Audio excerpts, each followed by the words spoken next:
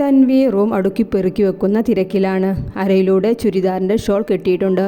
ഈ സമയമാണ് അവളുടെ ഫോണിലേക്ക് അച്ഛൻ്റെ കോൾ വരുന്നത്. അവൾ ജോലി നിർത്തി അച്ഛൻ്റെ കോൾ എടുത്തു. ഹലോ മോളെ, സുഖമല്ലേ? സുഖമായിരിക്കുന്നു അച്ഛാ. അച്ഛനോ? സുഖമാണ്. ആര്യയ്ക്ക് ഒരു ജോലി ശരിയാക്കിയിട്ടുണ്ട്. എൻ്റെ ഫ്രണ്ടിൻ്റെ ഓഫീസിലാണ്.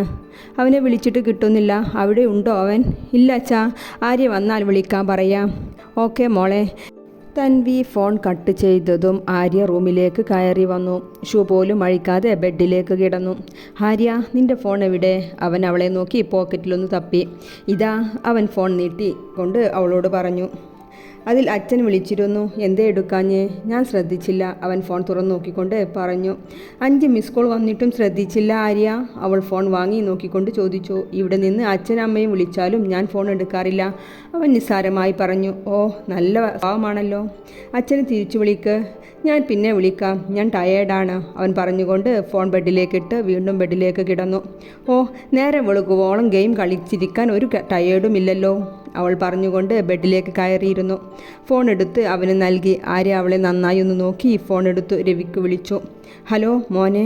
മറു സൈഡിൽ നിന്നും രവിയുടെ ശബ്ദം വന്നു. സോറി പറയ് ആര്യ, ഫോൺ എടുക്കാത്തതിന്. തൻവി സ്വകാര്യം പോലെ അവനോട് പറഞ്ഞു.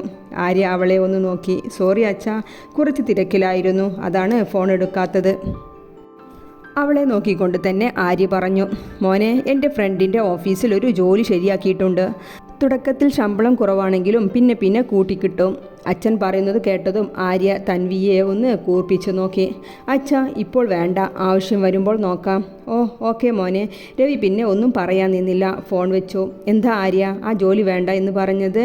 എനിക്ക് ഇപ്പോൾ ഒരു ജോലിയുടെ ആവശ്യമില്ലാത്തത് കൊണ്ട് തന്നെ. നോക്ക് ആര്യ, തൻവി കൂടുതലായി എന്തോ പറയാൻ വന്നതും ആര്യ ഫോൺ എടുത്ത് സംസാരിച്ചു. ആർക്കാണെന്ന് അവന് തന്നെ അറിയില്ല. തൻവി അടുത്തുനിന്ന് പോയെന്നറിഞ്ഞതും അവൻ ഫോൺ ബെഡിലേക്ക് എറിഞ്ഞ് നീണ്ടു നിവർന്നു കിടന്നു. രാവിലെ ആര്യ ബൈക്ക് കഴുകിക്കൊണ്ടിരിക്കുമ്പോഴാണ് അവനെ വിളിച്ചുകൊണ്ട് ചന്ദ്രൻ അങ്ങോട്ട് വന്നത്. എന്താ അച്ഛാ? അയാൾ കുറച്ച് നോട്ടുകൾ അവനെ നേരെ നീട്ടി. ഇന്നാ, ഇത് കയ്യിൽ വെച്ചോ. ആര്യ സംശയത്തോടെ അച്ഛനെയും പിന്നെ നോട്ടിലേക്കും നോക്കി. നീ തൻവി മോളെയും കൊണ്ട് പുറത്തേക്ക് പോയി വാ. കല്യാണം കഴിഞ്ഞ് നിങ്ങൾ എവിടെയും പോയിട്ടില്ലല്ലോ. അതൊന്നും വേണ്ട അച്ഛാ, അവൻ പണം വാങ്ങാൻ മടിച്ചുകൊണ്ട് പറഞ്ഞു. ആര്യ, നീ ഇപ്പോൾ ഒരു ഭർത്താവാണ്, അതിൽ ഉത്തരവാദിത്വങ്ങൾ കൂടുതലാണ്. ഇപ്പോൾ നീ അവളെയും കൊണ്ട് പുറത്തൊക്കെ ഒന്ന് കറങ്ങി വാ. എന്താ ആര്യ, നിനക്ക് ലോട്ടറി അടിച്ചോ ഇത്രയും വലിയ റെസ്റ്റോറൻറ്റിൽ കയറി ലഞ്ച് കഴിക്കാൻ? ആ തൻവി, ഇന്ന് അച്ഛൻ 15,000 രൂപ തന്നു, നിന്നെയും കൊണ്ട് കറങ്ങാൻ വിട്ടതാണ്. ഈ റെസ്റ്റോറൻറ്റിൽ ഭക്ഷണത്തിനൊക്കെ നല്ല പൈസയുണ്ട് അല്ലേ? അവൻ മെനു കാർഡ് നോക്കിക്കൊണ്ട് പറഞ്ഞു. അവൾ ഭക്ഷണത്തിന് വെയിറ്റ് ചെയ്തിരിക്കുമ്പോഴാണ് അവിടേക്ക് അർജുനും അശ്വിനും കയറി വരുന്നത്. അവർ കയറി വന്ന് ഇവർക്ക് ഓപ്പോസിറ്റ് ടേബിളിൽ വന്നിരുന്നു. സംസാരിച്ചിരുന്നിരുന്ന തൻവി തല ഉയർത്തി നോക്കിയതും ഇവരെയാണ് കണ്ടത്. ശരിയാണ് ആര്യ, നല്ല വിലയുണ്ട് ഇവിടുത്തെ ഫുഡിന്. വേറെ ഹോട്ടലിൽ പോകാം, തൻവി വേഗം പറഞ്ഞ് എഴുന്നേൽക്കാൻ നിന്നതും. എന്താ തൻവി? ഈ സമയം അർജുൻ ഫുഡ് ഓർഡർ കൊടുക്കാൻ വേണ്ടി തിരിഞ്ഞു നോക്കിയതും കാണുന്നത് ആര്യനെയും തൻവിയെയുമാണ്. സെയിം സമയം തന്നെ ആര്യ അർജുനെ കണ്ടു. തൻവി അവിടെ. ഏട്ടാ. ആര്യ വളരെ സന്തോഷത്തോടെ അർജുനെ വിളിച്ചു. അപ്പോഴേക്കും അർജുൻ കാണാത്ത പോലെ നേരെ ഇരുന്ന് കളഞ്ഞു. നോക്ക് തൻവി, ഏട്ടൻ അതാ അവിടെ, കൂടെ ഒരു സുന്ദരി പെണ്ണും ഉണ്ടല്ലോ. ഓ, ഏട്ടത്തിയാകുമല്ലേ? തൻവി പുഞ്ചിരിയോടെ തലയാട്ടി കാണിച്ചു. എന്താ അർജുൻ, എന്തേ പെട്ടെന്ന് അപ്സെറ്റ് ആയത്? അവിടെ ആരാണ്? അശ്വിനി ആര്യ ഇരിക്കുന്ന ഭാഗത്തേക്ക് നോക്കിക്കൊണ്ട് ചോദിച്ചു. അശ്വിനി, അവിടെ ആര്യയുണ്ട്. ആര്യ, നിന്റെ ബ്രദർ ആര്യയാണോ? അതെ, കൂടെ തൻവി, അർജുൻ പറഞ്ഞു. തൻവി, അവളല്ലേ നീ വിവാഹം കഴിക്കാൻ നിശ്ചയിച്ചിരുന്നത്? ആ അതെ, അർജുൻ ഒരുവിധം മറുപടി പറഞ്ഞു. അവർ രണ്ടാളും എന്താ ഒന്നിച്ചിവിടെ അർജുൻ? വാ അശ്വിനി, നമുക്ക് പോകാം. അർജുൻ അവിടെ നിന്നും എഴുന്നേറ്റ് പോയി. കൂടെ അശ്വിനിയും. ഏട്ടൻ്റെ അടുത്തേക്ക് പോകാൻ നിന്ന ആര്യ അതാണ് കാണുന്നത്. തൻവിയും ആര്യയും ഫുഡ് കഴിച്ചിട്ടുകൊണ്ടിരിക്കുകയാണ്. എന്താ തൻവി, താൻ എന്തേ പെട്ടെന്ന് സീരിയസ് ആയത്? ഏട്ടൻ ഭക്ഷണം കഴിക്കാതെ പോയി, നീ ആണെങ്കിൽ ഭക്ഷണം കഴിക്കുന്നത് പോലെ അഭിനയിക്കുന്നു. വില കൂടിയ ഭക്ഷണമാണ്, വേസ്റ്റാക്കല്ലേ പ്ലീസ്, ആര്യ പറഞ്ഞുകൊണ്ട് ഭക്ഷണം കഴിക്കുന്നതിലേക്ക് ശ്രദ്ധ കൊടുത്തു. അർജുൻ ഷോക്കായിരുന്നു ആര്യയുടെ കൂടെ തൻവിയെ കണ്ടതിൽ.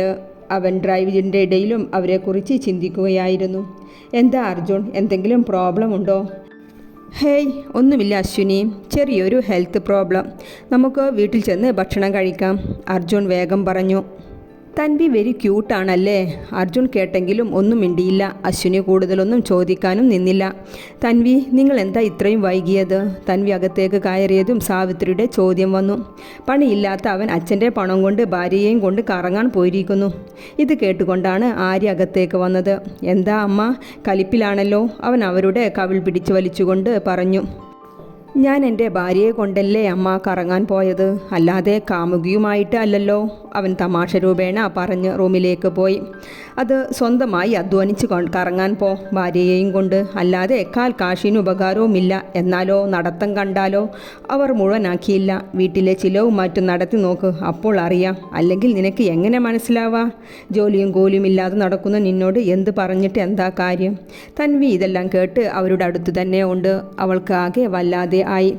തൻവി ആര്യയുടെ റൂമിലേക്ക് വന്നു. ഈ സമയം ആര്യ അവൻ്റെ കാലിലെ ഷൂ അഴിച്ച് ഓരോ സൈഡിലേക്ക് എറിയുന്നതാണ് അവൾ കാണുന്നത്. തൻവി, അമ്മയ്ക്ക് പണ്ട് മുതലേ ഉള്ളതാ ഈ കണക്ക് പറച്ചിൽ, നീ അതൊന്നും കാര്യമാക്കേണ്ട. അവൻ സോഫയിൽ ചാരി ഇരുന്നു കൊണ്ട് പറഞ്ഞു. നിനക്കൊരു പ്രശ്നവുമില്ലേ? അച്ഛൻ നിനക്ക് ജോലി ശരിയാക്കി തന്നതല്ലേ? നീ തന്നെ അത് മുടക്കുകയും ചെയ്തു. അമ്മയുടെ സംസാരം നീയും തുടങ്ങുകയാണോ? ആര്യ കണ്ണുകൾ അടച്ചു കിടന്നുകൊണ്ട് പറഞ്ഞു. ആര്യ, നിന്നോട് ഞാൻ പറഞ്ഞിട്ടുണ്ട് ഈ ഷൂ അത് വെക്കുന്നിടത്ത് വെക്കണമെന്ന്. തൻവി ദേഷ്യത്തോടെ പറഞ്ഞു. എവിടെയാണ് വെക്കേണ്ടത്? ബെഡിലാണോ? അവൾ അവനെ ഒന്ന് നോക്കി ഷൂ റാക്കിൽ കൊണ്ടുവച്ചു. ഇതാണ് ഇത് വെക്കുന്ന സ്ഥലം, മനസ്സിലായോ? എന്താ ആര്യ, ഞാൻ എത്ര പ്രാവശ്യം ഈ റൂം വൃത്തിയാക്കണമെന്നാ നിൻ്റെ വിചാരം? അത് തൻവി 3-4 പ്രാവശ്യം മതി. ഓ ആര്യ, ഞാൻ തമാശ പറയാനുള്ള മൂഡിലല്ല. തൻവി ഗൗരവത്തിൽ അവൻ്റെ പിന്നാലെ നടന്ന് പറയുകയാണ്. അവനാണെങ്കിൽ അതൊന്നും സീരിയസ് ആയി എടുക്കാതെ അവൻ്റെ ലാപ്ടോപ്പ് ശരിയാക്കി വെക്കുന്ന പണിയിലാണ്. നോക്ക് ആര്യ, വൃത്തികേടാക്കാൻ വളരെ എളുപ്പമാണ്, വൃത്തിയാക്കിയെടുക്കാനാണ് ബുദ്ധിമുട്ട്. അത് നിനക്കറിയോ? ഞാൻ നിൻ്റെ വേലക്കാരിയല്ല എന്നും ഇങ്ങനെ വൃത്തിയാക്കിയിടാൻ. നനഞ്ഞ ഒരു ഭാഗത്ത്, ഷൂ ഒരു ഭാഗത്ത് വൃത്തിയാക്കാൻ ഞാൻ ഇങ്ങനെ ഒഴിഞ്ഞിരിക്കല്ലേ? തൻവിക്ക് ദേഷ്യം വന്നിട്ട് പിടിച്ചു വെക്കാൻ കഴിയുന്നില്ല. അവൾ പറഞ്ഞുകൊണ്ടേ ഇരിക്കുകയാണ്. എന്താ തൻവി, അർജുൻ്റെയും ഭാര്യയെയും കണ്ടിട്ട് ദേഷ്യം വരുന്നുണ്ടോ? റൂമിൽ നിന്ന് പോകാൻ നിന്ന തൻവിയോടായി ആര്യ ബാക്കിൽ നിന്ന് വിളിച്ചു ചോദിച്ചു. അവൾ അവനെ തിരിഞ്ഞു നോക്കി. ഇങ്ങനെ പൊട്ടിത്തെറിക്കാൻ കാരണം അതല്ലേ തൻവി? എനിക്ക് മനസ്സിലാവും തൻവി. കല്യാണം ഉറപ്പിച്ച് ഒന്നിച്ച് ജീവിക്കാൻ സ്വപ്നം കണ്ട് പിന്നെ പെട്ടെന്ന് വേണ്ട എന്ന് വെക്കുമ്പോൾ ദേഷ്യം വരും, സ്വാഭാവികമാണ്. നോക്ക് ആര്യ, ഇല്ലാത്ത കാര്യമൊന്നും ഉണ്ടാക്കിയെടുക്കേണ്ട. തൻവി, നിൻ്റെ സ്ഥാനത്ത് ഞാനാണെങ്കിൽ എന്നെ വേണ്ടാത്ത അവനെ ഞാൻ മനസ്സിൽ നിന്ന് പിടിച്ച് ദൂരേക്കെറിയും. എന്നിട്ട് ബാക്കിയുള്ള ജീവിതം സന്തോഷത്തിൽ ജീവിച്ചാണ്ട് കാണിച്ചു കൊടുക്കും. ആര്യ പ്ലീസ്, തൻവി അവൻ്റെ അടുത്തേക്ക് വന്ന് പറഞ്ഞു. പിന്നെ തിരിഞ്ഞ് റൂമിൽ നിന്ന് പുറത്തേക്ക് പോയി. ആര്യ ചുണ്ടിൽ ചൂണ്ടുവിരൽ വെച്ച് ഹെഡ്ഫോണും വെച്ച് അവൻ്റെ പണിയിൽ മുഴുകി. തൻവി, ഇന്ന് ജാനു വന്നിട്ടില്ല, ഈ ഡ്രസ്സെല്ലാം ഒന്ന് അലക്കിയിട്. സാവിത്രി ഒരു കൂട്ടം ബെഡ്ഷീറ്റും ഡ്രസ്സുമെല്ലാം എടുത്ത് പുറത്തെ കല്ലിൽ കൊണ്ടുവച്ച് പറഞ്ഞു. അമ്മ, വാഷ് മെഷീൻ ഇല്ലേ? തൻവി ചോദിച്ചു. മെഷീൻ കേടായിട്ടുണ്ട്, നീ ഇപ്പോൾ ഇതെല്ലാം അലക്കിയിട്. അവർ അതും പറഞ്ഞ് അകത്തേക്ക് പോയി. തൻവി എല്ലാം അലക്കി ഓരോന്നും നല്ല വെള്ളത്തിൽ കഴുകിപ്പിഴിഞ്ഞ് അയലിലേക്ക് ഇടുകയാണ്. ഓ, വീട്ടിലെ എല്ലാ ഡ്രസ്സും ഉണ്ടല്ലോ. അയലിൽ നിറഞ്ഞു കിടക്കുന്ന വസ്ത്രങ്ങളെല്ലാം നോക്കി പറഞ്ഞുകൊണ്ട് ആര്യ അവിടേക്ക് വന്നത്. തൻവി മാറി നിൽക്കെ, ഇനി ഞാൻ വിരിച്ചിടാം.